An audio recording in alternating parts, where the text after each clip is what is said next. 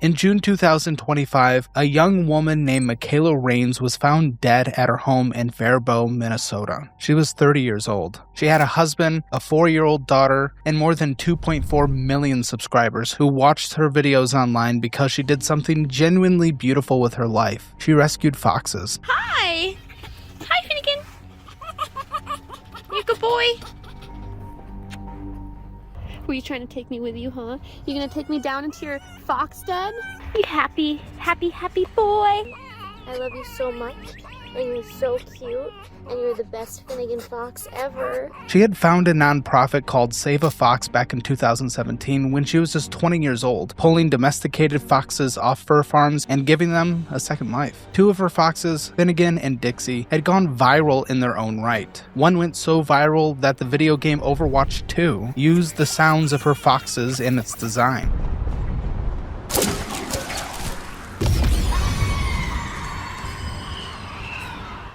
She was as wholesome as the internet gets. She wasn't a controversial figure at all. She wasn't a politician. She wasn't some celebrity caught in a scandal. She was a woman who loved animals and rescued hundreds of them. Her husband, Ethan, announced her death in a YouTube video just a few days later, and he said she had died by suicide. But a couple days ago, Michaela Reigns passed away. You guys only see what you see from a social media perspective, and I work so much that the time I actually get to spend with my animals is time I spend recording my time with them, which really actually just takes away the moment, because have to be so focused on recording the moment so that everyone else can see it, so that we can get donations, that I never actually get to have the good moments with them anymore. And then he said something that sent a shockwave through the internet. He blamed Reddit. For years, he said, a group of people had been targeting Michaela through Reddit snark subreddits that were dedicated entirely to mocking her voice, her appearance, her methods. They spread false claims that she was abusing the very animals she devoted her life to saving. They accused her of harvesting fox fur when she was simply offering jars of naturally shed fur as a fundraiser. They zoomed into her videos frame by frame, looking for evidence of cruelty, and when they didn't find any, they invented it. Michaela had autism, depression, and borderline personality disorder. She felt every single word of it. She pushed through for years anyway, saving hundreds more animals, being a mother, being a wife. And then one day, she couldn't push through it anymore.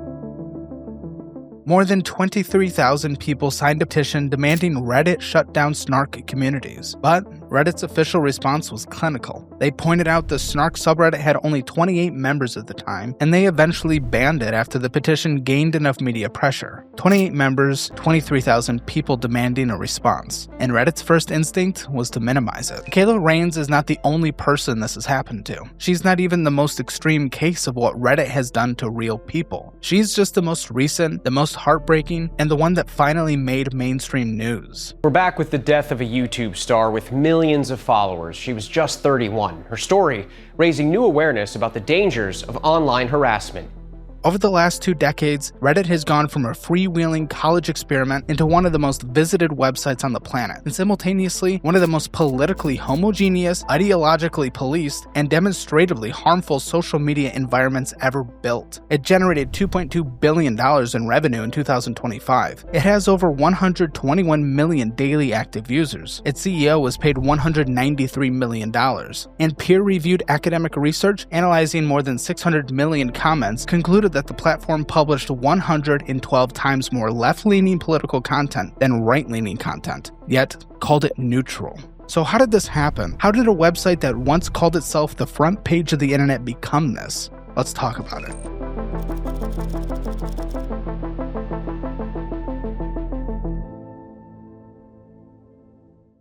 Reddit was born on June 23, 2005. 2 University of Virginia roommates, Steve Huffman and Alexis Ohanian, had gone to a lecture in Boston given by Paul Graham, the famous startup investor behind Y Combinator. Graham turned them away at first. The idea they pitched him, a food ordering app, was garbage. But he liked the guys. He told them to build something else, something simpler. He told them to build the front page of the internet. They got $100,000 in seed funding and got to work. The concept was almost comically simple. Aggregate links from around the web, let users vote on them with upvotes and downvotes, and surface the best content to the top. A pure democracy of the internet, at least in theory. They even seeded the early site with fake accounts to make it look less empty. In November 2005, a digital prodigy named Aaron Swartz, a 19-year-old who had already co-authored the RSS Standard and Creative Commons, merged his startup with Reddit and joined the team. Unfortunately, Aaron Swartz's story is one of the most tragic in the history of the internet, and Reddit has largely tried to ignore its complicated relationship with him. Swartz was one of the most gifted computer scientists of his generation. He was also a fierce believer in the free flow of information. The idea that knowledge locked behind paywalls and institutional barriers was a form of institutional theft, and that the internet should be a force for radical openness. He was also massively depressed and deeply troubled, and the US government's decision to pursue a felony case against him for downloading academic papers from the MIT network eventually became too much. Aaron Swartz died by suicide in January of 2013 at the age of 26. A co-founder of the social news and entertainment website Reddit has been found dead.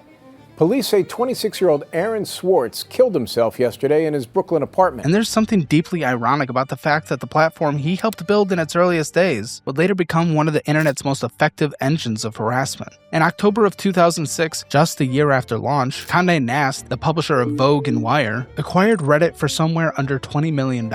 At the time, it seemed like a steal for Condé Nast. Within a few years, it would become clear that they had gotten the deal of a century. Huffman and Ohanian left in 2009, handing the platform over to corporate management. Then in 2008, a quiet, monumental thing happened. Reddit introduced subreddits. Individual communities, each with their own moderators, their own rules, their own culture. It sounds like a minor product update, but it was actually the decision that made Reddit what it is today, for better and for worse. Because subreddits meant that communities could self-segregate entirely. You didn't just join Reddit. You joined r/gaming or r/politics or r/askreddit. You curated your own experience. And the people in charge of each community, they were volunteer moderators, unpaid, anonymous users who applied to run these communities and then wield an enormous power over who got to speak and what could be said. No salary, no oversight, no accountability. And in the early years, Reddit leaned libertarian. The platform was dominated by tech-savvy, male, young users who prided themselves on their commitment to free speech in its most absolute form. The ethos, at least publicly, was that any and all ideas should be allowed to compete. Sunlight was the best disinfectant. The community would vote the garbage down and the truth up. It was naive, and it was wrong, and the evidence of that started accumulating almost immediately. In its earliest years, Reddit hosted some of the darkest corners of the internet without any meaningful intervention. There was r/jailbait, a community dedicated to posting sexualized images of minors. It ran openly on the platform for years before it was finally banned in 2011, and only after CNN's Anderson Cooper ran a segment on it. Well, tonight you're about to meet one of the biggest trolls on the internet, reviled for his pornographic posts. He's speaking out tonight in his first television interview. So that's what it took. Not a policy from the company or a moral reckoning. It was national television coverage shaming them into it. And then there was r/creepshots, non-consensual photos of women taken in public, shared for the explicit purpose of objectifying them. There was r/beaten women, became what was known as the fappening. When a massive cache of stolen, private, nude photographs of female celebrities, including Jennifer Lawrence, was leaked online. Reddit did not just host some of it. Entire communities were built around it. Break in a case involving a massive invasion of privacy for some big stars, including Jennifer Lawrence and Kate Upton. Hackers broke into their accounts, stole nude pictures, and then leaked them onto the internet. More than 100 of Hollywood's leading ladies' accounts allegedly accessed, photos stolen and leaked onto underground message boards all over the internet Sunday night. Millions of users consumed stolen intimate images of real people. Reddit eventually took the content down, but only after days of it circulating freely, and only after enormous public pressure, and only after significant legal threats. But the most chilling story from this era is what happened in April of 2013, in the immediate aftermath of the Boston Marathon bombing.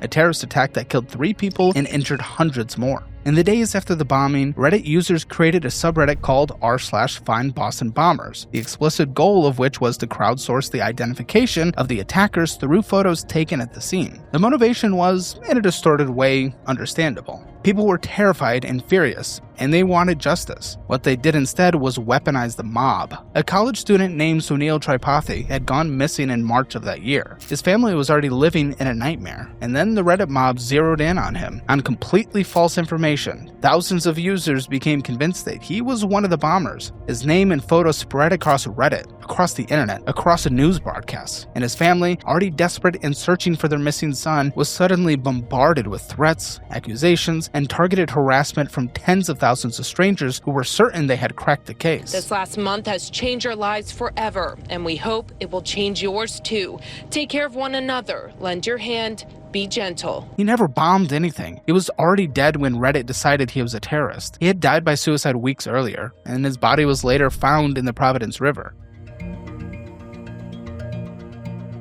Reddit publicly apologized for what its general manager called a, quote, witch hunt. The people who carried out this harassment were not bad actors who had infiltrated Reddit. They were everyday Reddit users, doing what Reddit's structure encouraged them to do. Pile on together in a shared community, vote each other's confidence up, and build a consensus that became self-reinforcing regardless of whether it had any connection to reality. The machine was working exactly as designed. By 2015, Reddit had grown into one of the most visited websites in the world. It also had a serious public relations problem. The same platform that hosted r/science and r/history and r/personal finance also hosted communities dedicated to fat shaming, race baiting, and raw hatred. The ads weren't selling well, and that's fair. Brands didn't want their products appearing next to what Reddit allowed to fester. Something had to change. Steve Huffman had not come back yet. Reddit's interim CEO at the time was a woman named Ellen Pao, a former venture capital executive who had become famous for a high-profile gender discrimination lawsuit against her former employer, Kleiner Perkins. One woman is taking on gender discrimination in the workplace with a $16 million lawsuit.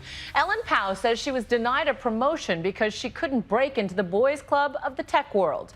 But her former company says she just didn't deserve it. This subject matter can be hard to digest, but for most Americans, their personal financial situation is the hardest subject to approach and manage. But with the Dollarwise budgeting app, you can finally take control, and since there's a free trial, you can see for yourself. Get a full picture, automate your budget, get powerful insights, and set real goals that change your life. Download Dollarwise or go to dollarwise.com. Pao brought with her a very different attitude toward moderation. In June 2015, she made a decision that detonated the platform. She banned r/fatpeoplehate, a community with roughly 150,000 members dedicated to mocking and degrading fat people, along with a handful of other harassment-focused communities. The backlash was immediate and enormous. Thousands of subreddits went dark in protest. Reddit's own front page was flooded with attacks on Pao. Petitions circulated calling for her resignation. The memes were vicious. The harassment was personal. The volume was deafening. And within weeks, Ellen Pao was gone. She resigned, citing the impossibility of her position, and later wrote extensively about the organized misogyny she experienced during her time there, which in hindsight is kind of expected given her past. But either way, Reddit declared that her departure was mutual. And then Steve Huffman came back as CEO. The revolt was framed by its participants as a free speech uprising. And there was something real in that. Many users genuinely believed in an open platform. But there was also something more specific going on. For the first time, Reddit had tried to draw a line, and the community had made clear in overwhelming terms that it would not tolerate the people in charge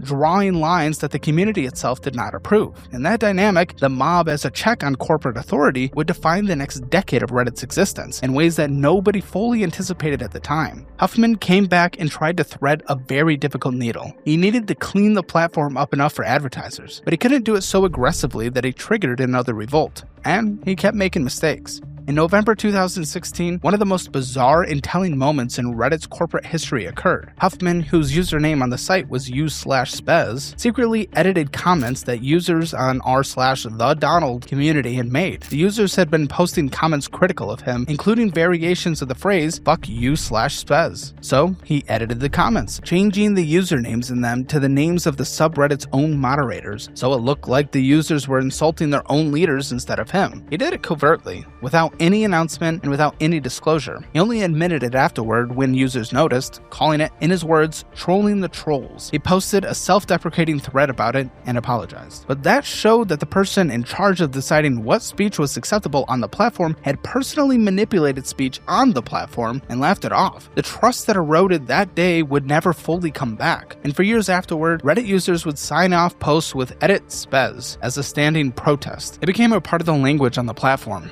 To understand what Reddit became politically, you have to understand the mechanics. It wasn't a conspiracy. Nobody sat in a room and decided to make Reddit a left-wing echo chamber. It emerged systematically, structurally, inevitably from the design of the platform itself. Starting with the voting system. Every post, every comment gets upvoted or downvoted by the community. Content that the majority agrees with rises. Content that the majority disagrees with gets buried, sometimes below the default threshold, so you literally cannot see it unless you manually expand the thread. In a politically homogeneous community, this means that the minority views effectively do not exist. They're not banned, they're just made invisible. Now layer on the karma system. Your karma score is the accumulation of all your upvotes across the platform. It functions as social currency. It feels good when it goes up, and it feels bad when it goes down. So over time, this creates a powerful, invincible incentive. Post what you know the community will agree with, and you'll be rewarded. Post something that challenges the consensus, and you will be punished. And then there's the volunteer moderators,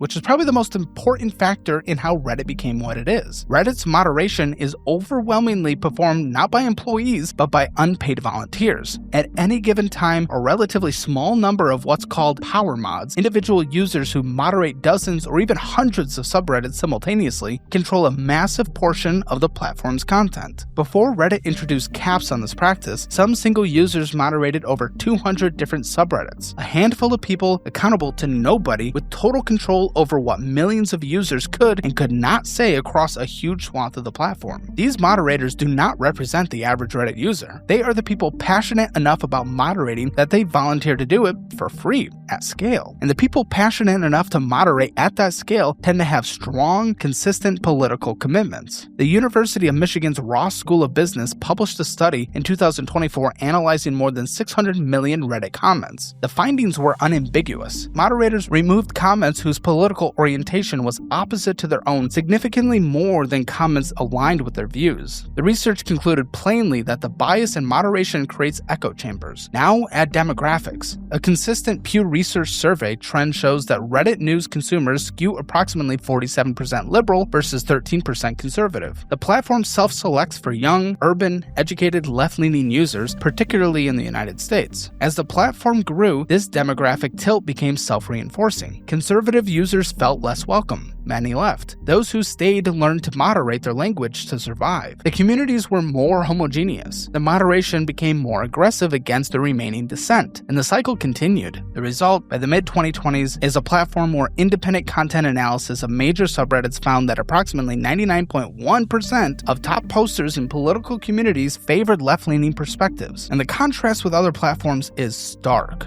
After Elon Musk bought Twitter and rebranded it to X in 2022, that platform went in precisely the opposite direction. It reduced moderation. It reinstalled banned accounts. Now, you can agree or disagree with those choices. The point is that Reddit and X have now landed at essentially opposite poles of the content moderation and free speech spectrum. One is a largely unrestricted free-for-all. The other is a tightly controlled environment where the consensus is enforced not by an algorithm, but by thousands of volunteer ideological enforcers at scale every day. In January of 2025, over 100 Reddit communities banned users from posting links from X entirely. Moderators in communities like r/technology and r/world news began automatically removing any link that pointed to X. The stated justification was fighting misinformation, but leaked moderator chat logs showed that many of the people making these decisions openly described Elon Musk as a fascist and acknowledged the ban was ideological rather than practical. Reddit's official policy technically prohibits this kind of selective blocking, but it enforced nothing. The ban stood. And in February 2025, a subreddit called r/whitepeopletwitter, a community with millions of members, was temporarily suspended for 72 hours after posts appeared calling for physical violence against employees of the Department of Government Efficiency, including comments like "time to hunt" and direct calls for people to be shot. Elon Musk, whose companies were being targeted by those posts, flagged them on X. Reddit suspended the community. 2 days later, they brought it back. The community had millions of members and was considered a mainstream Reddit space. It had hosted explicit calls for violence, but the suspension lasted only 72 hours. Compare that to r/TheDonald, a subreddit with around 800,000 members at its peak, which Reddit quarantined in 2019 and ultimately banned in 2020 after a handful of posts that included inflammatory rhetoric. The community was gone, permanently, and the contrast tells you everything you need to know about how rules are applied, depending on which direction the mob is pointing. While all of this was playing out culturally, Reddit was quietly becoming one of the most valuable companies in the tech industry, and the way it got there tells its own story. For most of its early existence, Reddit was not a particularly profitable business. It burned through money. It was more of a cultural institution than a functioning company. That began to change around 2021 and accelerated dramatically over the following 4 years. In 2021, Reddit generated $485 million in revenue. In 2022, $667 million. 2023, $804 million. 2024, $1.3 billion. And in 2025, $2.2 billion, a 69% year-over-year increase. The fourth quarter of 2025 alone generated $726 million in revenue. These are extraordinary numbers for a platform that does not charge its users a dime to participate, and the majority of that revenue comes from advertising, as it does on most platforms. But the number that really explains Reddit's sudden explosive growth is a different one. In February of 2024, Reddit announced a deal with Google worth approximately $60 million per year to license its real-time user content for training Google's AI models. Around the time, Reddit struck a separate deal with OpenAI, the company behind ChatGPT, to license its data for similar purposes. Reddit also deals with several other AI companies under similar arrangements. Artificial intelligence is actual intelligence, and that's what you find on Reddit. This AI data licensing became, almost overnight, one of the most significant growth drivers in the company's history. So for 20 years, Reddit's unpaid volunteer users have been generating billions of posts and comments, real human language, and real human conversations on essentially every topic imaginable. And that data is extraordinarily valuable for training large language models. The users who generated it received nothing. The moderators who managed it received nothing. Reddit, which provided the platform and retained the data, received the money. It sold its users words for tens of millions of dollars per year and cut none of them in on it. Reddit went public on the New York Stock Exchange in March of 2024 under the ticker symbol RDDT. It IPO'd at roughly $34 per share. By 2025, the stock had peaked somewhere in the range of $270 to $280 per share, an extraordinary run. By March of 2026, it had pulled back to around $132 per share, still representing an enormous return from its IPO price, even amid broader market volatility. The company announced a $1 billion share buyback program. Steve Huffman, the CEO, who once secretly edited users' posts to protest his own ego, was compensated approximately $193 million in 2024. In a year where Reddit's stock ran up dramatically on the back of an IPO in AI data deals, the man who runs the platform was paid $193 million. His platform's moderation is largely performed by unpaid volunteers. His platform's content is created entirely by unpaid users. He was paid $193 million.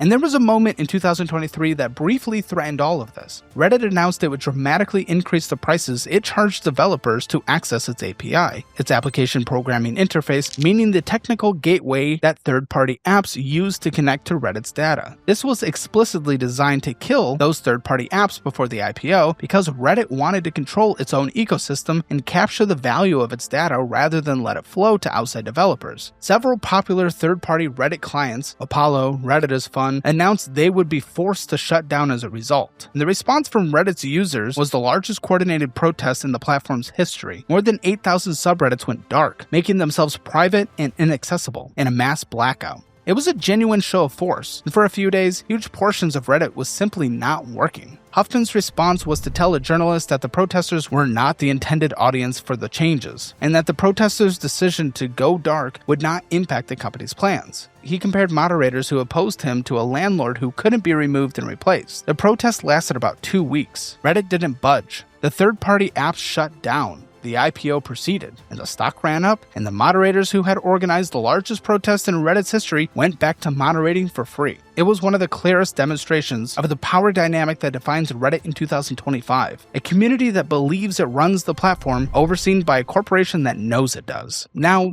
the most disturbing thing about Reddit is not its politics, it's what its structure does to individual human beings. Snark subreddits are communities built around sustained, organized mockery of a specific person or group. They operate under a veneer of accountability, the idea that they exist to hold public figures to account, to call out bad behavior, to provide a place for critical discussion. But in practice, there's something closer to organized harassment infrastructure. The largest and most established ones target celebrities, influencers, and reality TV personalities. r/faux-moi and r/dans-moi, snark communities dedicated to individual small creators, YouTubers, streamers, animal rescuers, operate at a very different scale of power asymmetry. A celebrity with a team of PR professionals and millions of followers has some structural protection against a Reddit community mocking them. A 30-year-old woman in rural Minnesota who runs a fox sanctuary does not. Michaela Reigns was not powerful. She was a person who loved animals and shared that love on the internet. The subreddit built to target her, Save a Fox Snark, was not large.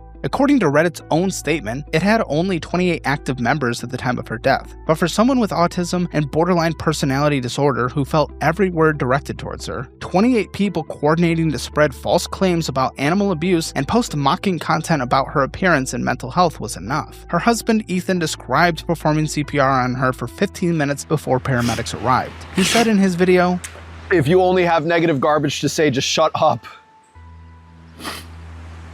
After her death, when the petition reached 23,000 signatures and mainstream news coverage forced Reddit to engage, the platform banned the subreddit. After, when it didn't matter anymore. The Snark subreddit had existed for over a year. Reddit had not touched it. Only public pressure after a death generated a response. Take a moment and get some free, easy money. With a Chime checking account and my link, you can get $350 when you set up direct deposit and pair that with a nation-leading high-yield savings rate. There's literally no reason not to sign up right now. Chime.com/Caleb or link in the description below. The Boston Marathon case from 2013 is different in character but similar in mechanism. Thousands of users, thinking they're the good guys in the sense that they believe they were helping, built a social consensus around a completely wrong answer. The guy had already died, but his family wasn't, and the Reddit mob found them. The platform apologized, but it did not meaningfully change the architecture that made that possible. If happening in 2014, where stolen nude photographs of dozens of celebrities were distributed across Reddit communities, was not a fringe event hosted in some dark corner of the internet. It was front-page Reddit for days. It demonstrated that the platform's commitment to free speech was, in practice, often a commitment to enabling the exploitation of women's bodies without their consent. These are not isolated failures. It's a pattern, and the pattern points to a structural reality. Reddit's design creates conditions where mobs easily form, where anonymity removes accountability, where the upvote system rewards engagement regardless of whether that engagement is constructive or cruel, and where volunteer moderators with no professional training or oversight are the only thing standing between a community and its worst impulses. And often,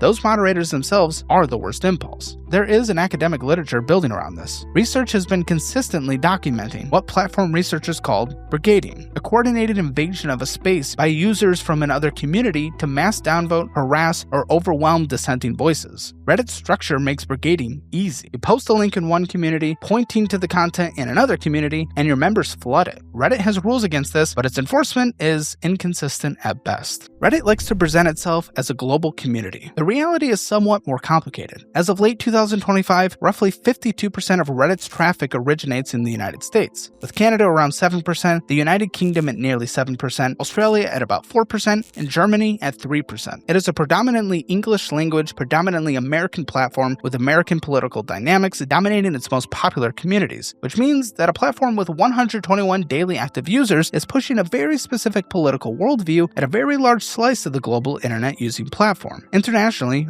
Reddit has a complicated relationship with governments. It is currently blocked entirely in China, North Korea, and partially blocked in several other countries. In Russia, it was blocked in 2015 over drug-related content and then unblocked. Indonesia blocked it for years due to adult content. In July of 2025, Reddit introduced age verification requirements in some regions in response to increasing regulatory pressure, particularly from European governments. That European pressure is itself a significant and underreported story. In 2025, the U.S. House Judiciary Committee published a detailed report documenting how how the European Union's Digital Services Act, which regulates online speech across the bloc, had been used to pressure American social media platforms to change their global content moderation policies. The Commission's efforts, according to the internal documents subpoenaed from major tech companies, were explicitly aimed at suppressing political speech that had threatened established political consensus on issues like immigration. Reddit, along with other major platforms, had adjusted its moderation in response to European pressure, meaning that a European regulatory body was shaping what an American platform allowed its American users to say. In February of 2019, Chinese company Tencent invested $150 million into Reddit. The investment was technically a minority stake and came with no editorial control, but it generated a significant backlash on the platform itself. Users flooded Reddit with posts about Tiananmen Square, Tank Man, and other topics censored in China, essentially stress testing whether the investment had changed anything. It appeared it hadn't, but the question of what compromises come attached to taking money from a company with close ties to the Chinese Communist Party has never fully gone away. The GameStop situation in January of 2021 is one of the most dramatic demonstrations of what Reddit can do when its collective power is pointed in a specific direction. The subreddit r/Wall Street Bets, with millions of members, organized a coordinated campaign to buy shares in struggling video game retailer GameStop, specifically because large institutional hedge funds had shorted the stock, meaning they had bet billions of dollars that the stock price would fall. The Reddit users decided to make those bets fail by driving the price up through collective buying. And it worked. GameStop's stock went from roughly $20 a share to nearly $500 in a matter of days. Several major hedge funds lost billions of dollars. Retail investors, ordinary people on Reddit made fortunes,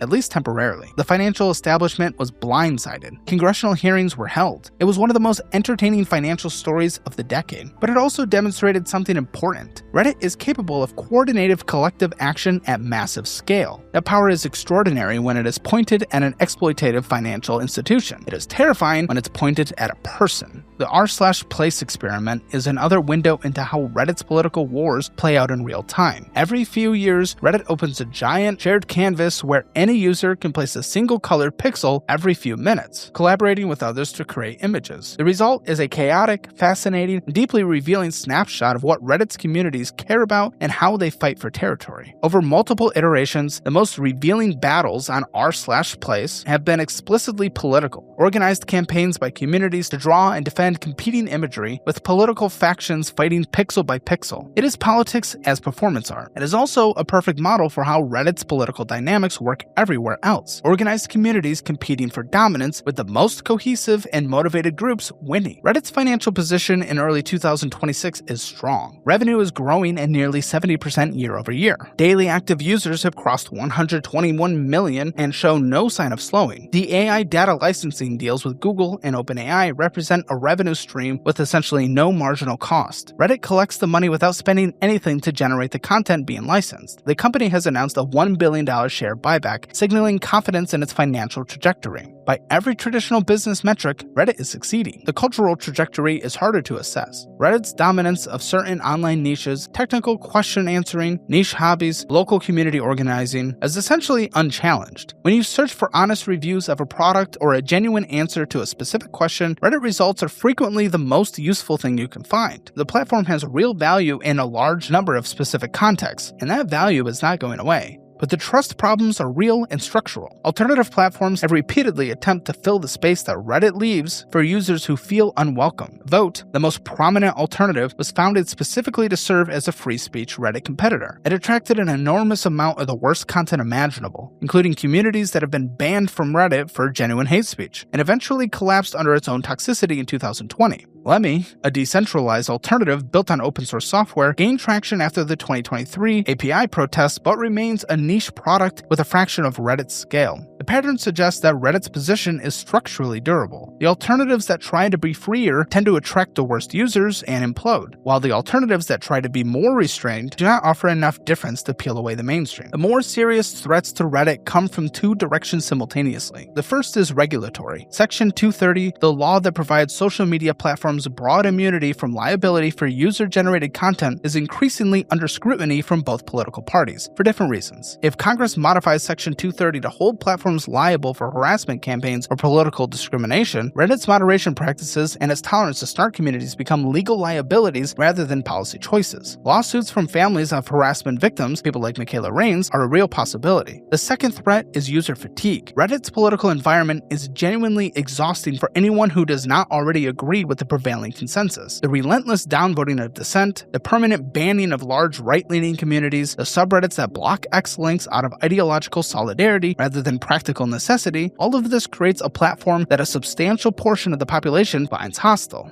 As competing platforms develop, as X stabilizes, as newer communities find their footing, the question is whether Reddit's ideological monoculture drives away enough users to matter financially. So far the answer is no, and whether that remains true over the next decade is genuinely uncertain. The AI question may be the most significant of all. Reddit's value as an AI training data source is enormous right now because it represents 2 decades of authentic, unfiltered human conversation at scale. But AI systems that are trained on Reddit's data are inheriting Reddit's biases.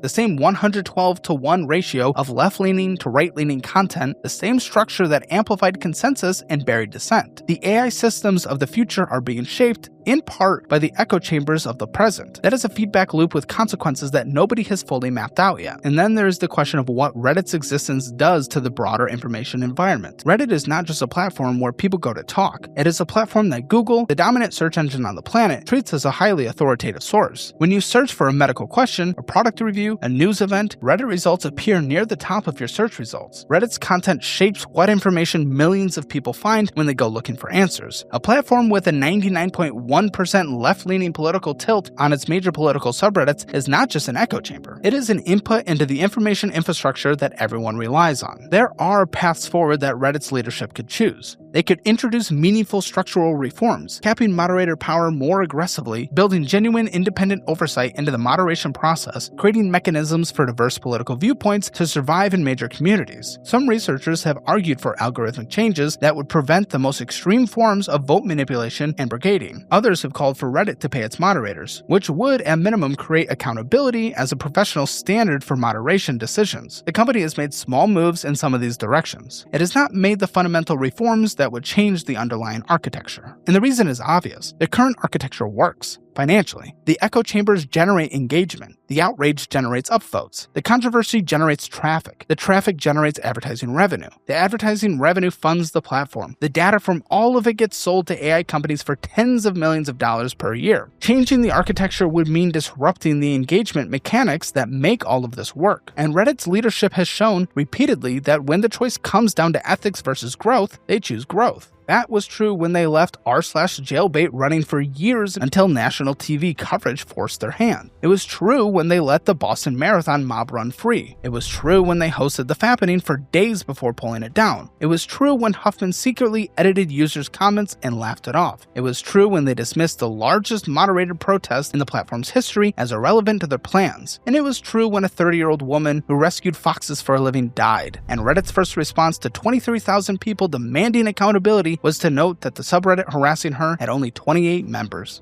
Reddit will tell you it's a community. Its CEO will tell you it's a platform built on user empowerment and collective intelligence. Its filings will tell you it's a profitable and growing business. All three of these things are true, but none of them are the whole truth. The whole truth is a platform that built a machine for generating consensus and refusing to take responsibility for what that machine produces. A platform that protected the ideological enforcers who made it hostile to half the political spectrum. A platform that sold its users words for hundreds of millions of dollars without giving those users assent. A platform that hosts harassment of many creators online and bans those communities when it goes against the creators that support the political opinions of the platform. They call that the front page of the internet. And in a way, it has never been more accurate, because the internet in 2026 is not what it promised to be in 2005. It promised the democratization of speech. What it delivered, in Reddit's case, is a platform where a small group of volunteer enforcers decides what the democracy is allowed to say. A corporation that profits from the conflict, and real people who pay real prices for what happens when the machine points in their direction. The story of Reddit is still being written, and unfortunately, a few more content creators may die along the way.